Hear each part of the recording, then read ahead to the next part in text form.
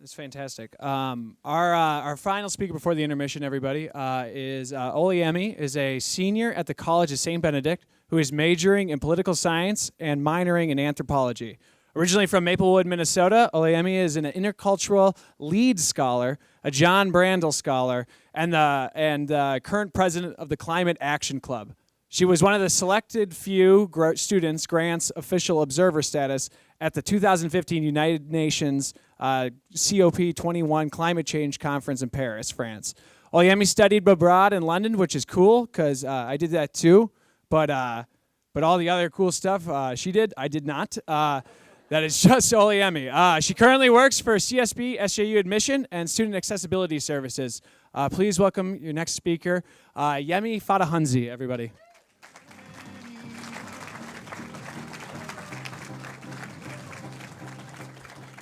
Wow, thank you so much for that introduction. You make me sound very cool.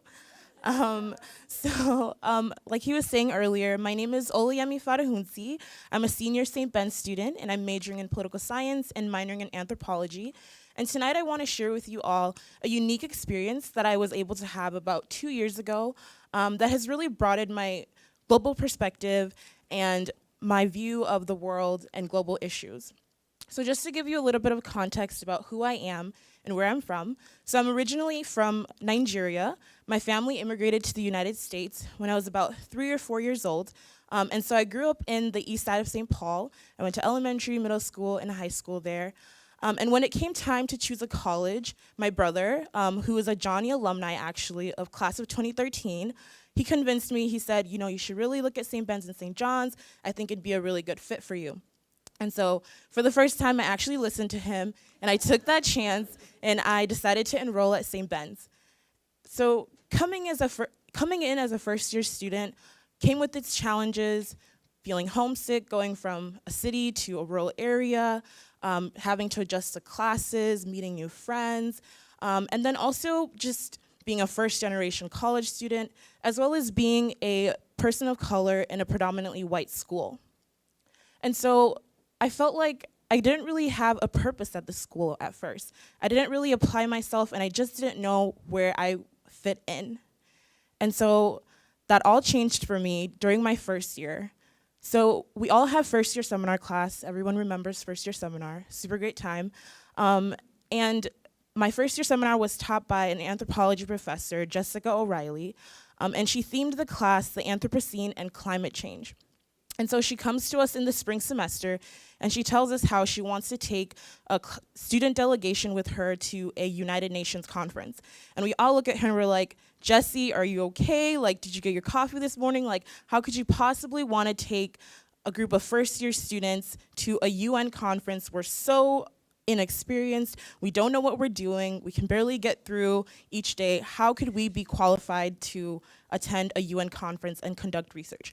But she said, no worries, that we were fine, and that she encouraged us to really take that chance.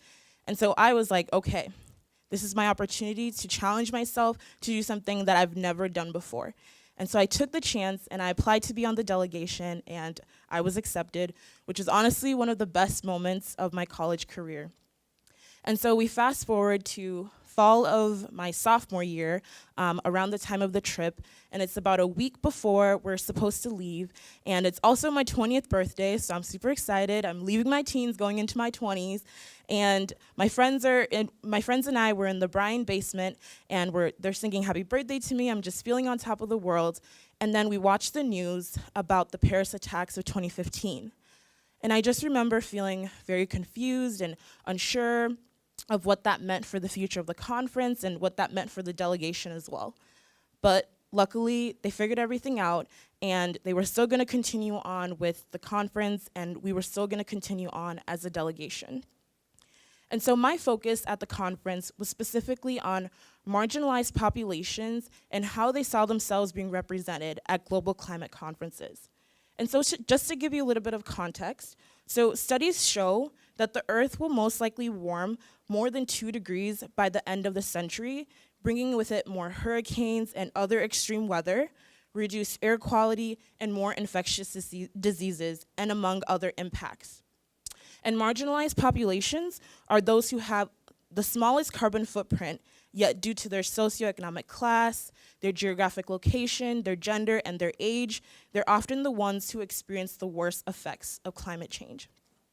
And so at the conference, I went about my research doing mainly qualitative analysis. So I sat in on panels, I conducted a couple interviews, and I also created a small video that really just encompassed the entire experience.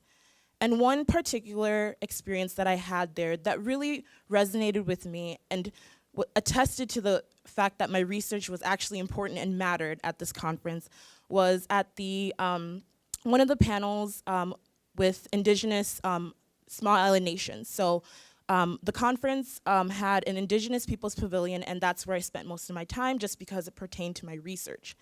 And so each day was dedicated to a different region in the world, and this specific day was dedicated to small island nations. And so I was wandering around just trying to find the next thing to soak up, and I came across a press conference actually with the president and prime minister of two small island nations, Tuvalu and Kiribati. And I remember listening to this in this press conference, and they talked about this concept they called migration with dignity. And what this meant was that they were preparing their people for displacement, essentially that they would have to change and adapt their entire culture, their entire traditions, and their livelihoods for not if climate change was going to affect them, but it was a matter of when. And that to me was really shocking and surprising because that was when I knew exactly why this research mattered and these people mattered. Because while they were present at the conference, they weren't allowed the same equal opportunity to talk and contribute to policy discussions that affected them the most. And the way this conference has really changed my life is that it really broadened my perspective on global issues and how I can be an advocate and the importance of listening to others and their stories and why their stories matter. And so in the future, for climate conferences, policy discussions, initiatives, it's essential that the voices of marginalized and underrepresented communities are heard and considered, because their wealth of knowledge and their personal experiences and just being on the front lines of climate change is invaluable to the global efforts to truly reach climate justice. Thank you.